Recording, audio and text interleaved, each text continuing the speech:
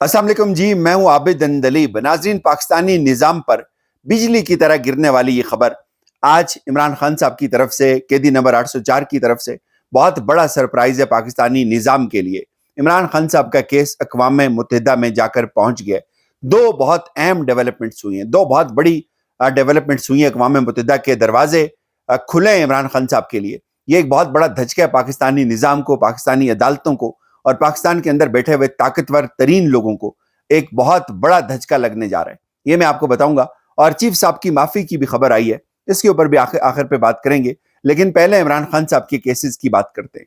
इमरान खान साहब ने बहुत जोर लगाया, पूरा अच्छे से अच्छे वकला किए, बड़ी जबरदस्त लीगल टीम तश्कील दी, लेकिन पाकिस्तान की अदालतें इमरान खान साहब को इंसाफ नहीं दे सकी। 26वीं तरमीम ने बिल्कुल अदालती निज़ाम को तहस नहस करके रख दिया और पाकिस्तानी अदालती निज़ाम से मायूस होकर इमरान खान साहब ने, उनकी लीगल टीम ने यह फैसला किया कि अब इमरान खान साहब के केसेस को अक़वाम मुत्तहिदा के अंदर लेकर जाया जाए। जी, उस ज़मन में बहुत बड़ी डेवलपमेंट हुई है, इसकी ऑफिशियल कंफर्मेशन हुई है। खबर यह है कि इमरान खान साहब की जो लीगल टीम है उसने अब आलमी अदालत से इसके लिए इमरान खान साहब के इंसाफ के लिए रुजू किया है और उन्होंने कहा जी कि अक़वाम मुत्तहिदा जो है अब उसमें जाकर पहुंचा इमरान खान साहब का केस। जेल में जो कुछ इमरान खान साहब को लेकर हो रहा है, जो टॉर्चर किया जा रहा है, जो गैर इंसानी सलूक किया जा रहा है, उसके ऊपर एक हंगामी अपील दायर कर दी है।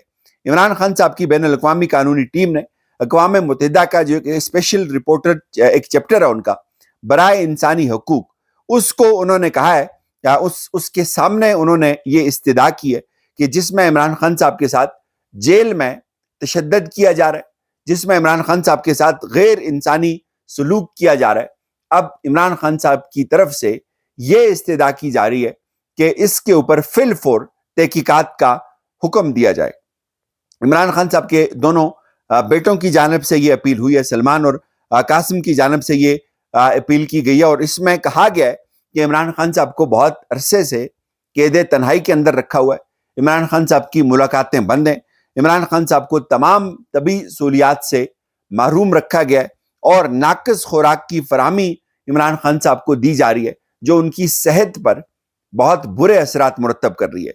इसमें यह भी कहा गया है कि अहले खाना और वकला से मुसलसल राब्ते पर भी इमरान खान साहब के राब्ते नहीं हो रहे, उसके ऊपर भी पाबंदियां नाफिज की गई हैं और ये तमाम तर अवामल मिलकर तशद्दुद और गैर इंसानी सलूक के मुतरादिफ हैं।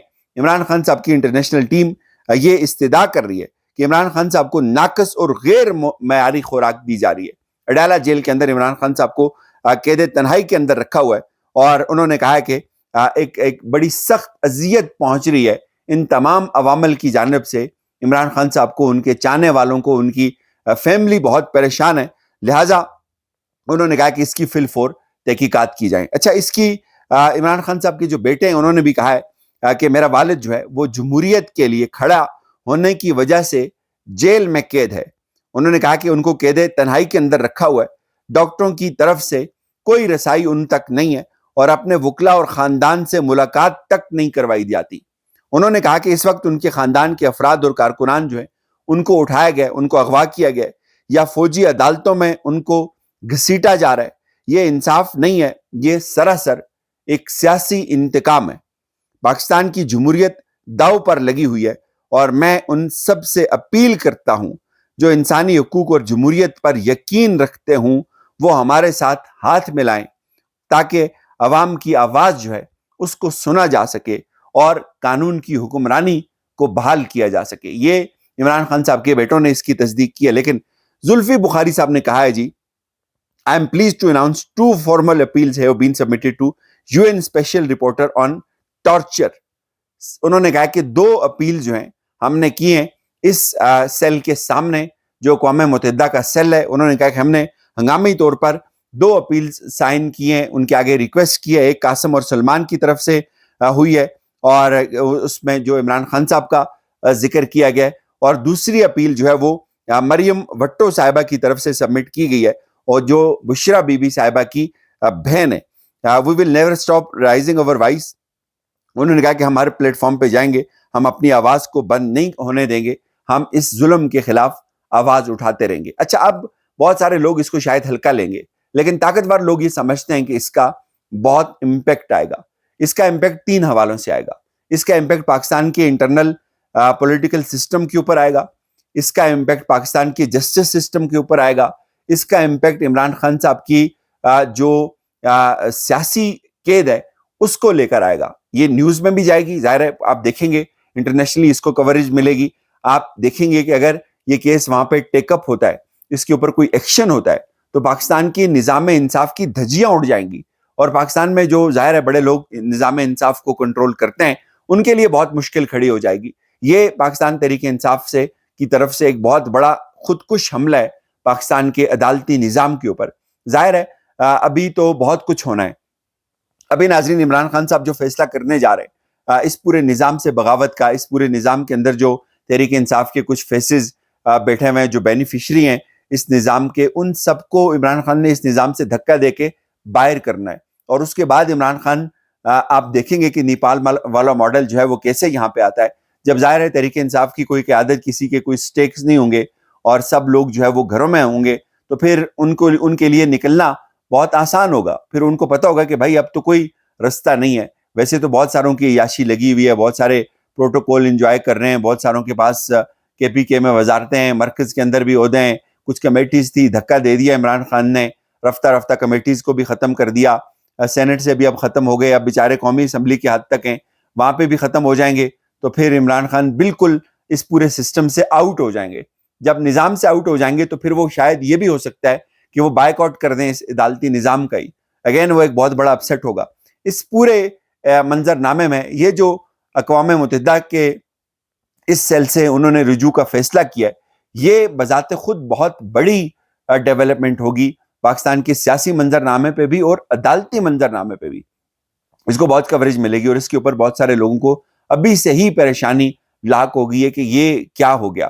ظاہر ہے ناظرین ایک لوکل خبر جو ہے اس کی شاید اس کو مینج کیا جا سکتا ہے، اس کو کنٹرول کیا جا سکتا ہے، یا اس کا اتنا امپیکٹ نہیں آتا جو پاکستان کے اندر خبر بنتی ہے یا وہ کسی لوکل چینل پہ لگتی ہے، لیکن جو خبر ورلڈ وائڈ کسی بڑے انٹرنیشنل جریدے میں چھپتی ہے، کسی بڑے میگزین کے اندر آتی ہے، کسی بڑے اخبار کے اندر آتی ہے، تو اس سے پھر بہت سخت پریشانی بڑھ جاتی ہے یہاں پہ نظام کے اوپر جو لوگ بیٹھے ہوئے ان کے لیے۔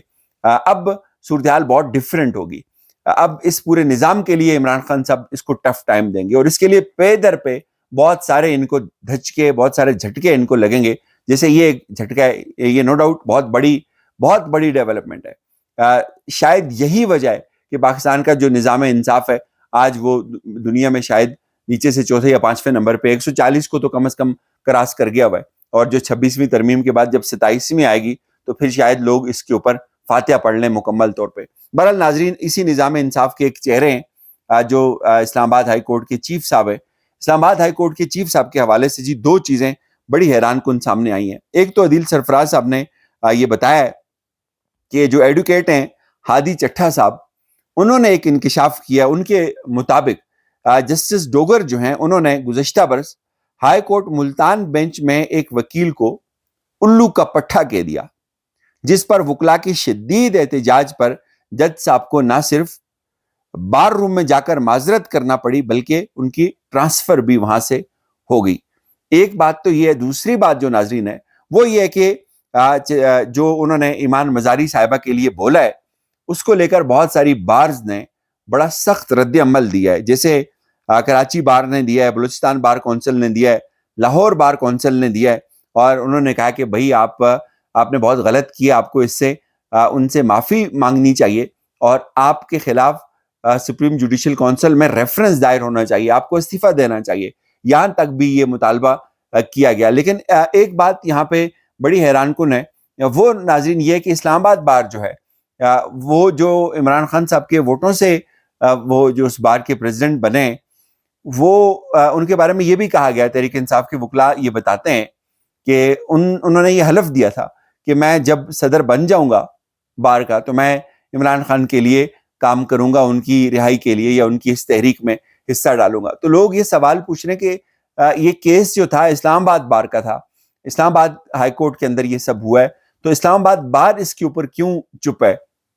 اس کو بھی سامنے آنا چاہیے، اس کو بھی مذمت کرنی چاہیے، کنڈم کرنا چاہیے اس چیف صاحب کے اس رویے کو، لیکن وہ بالکل خاموش ہیں، وہ بالکل چپ ہیں۔ اس کی وجہ شاید یہ ہے کہ کچھ لوگ یہ بھی سمجھتے ہیں کہ اسلام آباد بار جو ہے وہ تقریباً بک چکی ہوئی ہے پلاٹوں کے عوض۔ اجازت دیجیے، اپنا خیال رکھیے گا، خدا حافظ۔